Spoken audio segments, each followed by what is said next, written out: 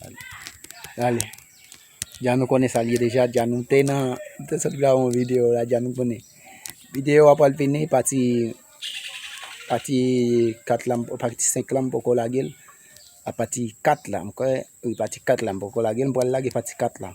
Ya no kone altani, ya no kone me kai no fait baila, ya no patron la veni. Bel bye, men. Bel bye. Bel bye, la regarde, il va parler créole, mais connaît.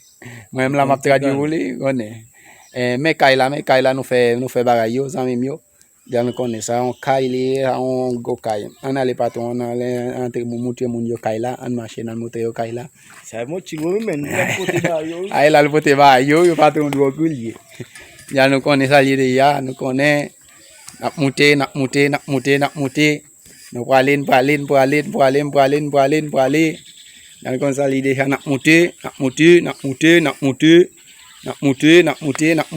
Ya nous connaît. Nous monter pour mon yo garder. Gen va là. Va mal. Berkay, men. Berkay. Bel bye. Ça mon yo pas de penser à nak monter yo. Mi gente, buena casa. Aquí que hacemos los videos, aquí hacemos de todo, mi gente. Ya tú sabes. Mira, ya no conoces a alguien ya.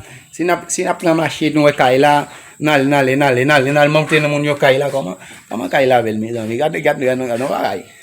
Gade zami mi gade. Haisa la dan no fait vidéo ya no connaît. Les gars tout arrive au net, ya no connaît. Ça y est déjà. Dis non, est-ce que nous gagne quelque bail pour nous faire men? Nous gagne quelque bail pour nous faire pour nous. Nous gagne bail nous pas le faire en espagnol tout. Oui. Claro. Nous va le faire en espagnol là pour dominicain yo. Ya nous connaît dans vidéo on parle espagnol en deux langues nous fait. Attendez. Nous fait en deux langues m'a demandé nous pour apoyar pour al mam sipoa. Al sipotim.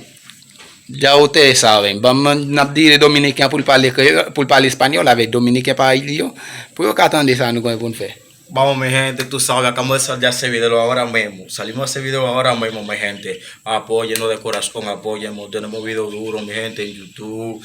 Síguenos en TikTok también, Tornapi, buscan Odali. Ustedes no van a hallar, mi gente. Ya ustedes saben, haciendo videos picantes para ver si con Papá Dios adelante podemos llegar a algo, mi gente. Ya tú sabes, apóyennos. Compartan el video con sus amigos, ya ustedes saben, mi gente. Denle para allá, entren a YouTube, que en Tornapi, ya ustedes saben. Vaina bacanísima, mi gente. Ya, dale para allá. Ya ustedes saben.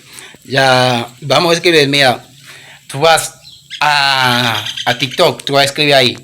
Odali Gómez 690. Odali Gómez 690. Mira, Odali Gómez 690.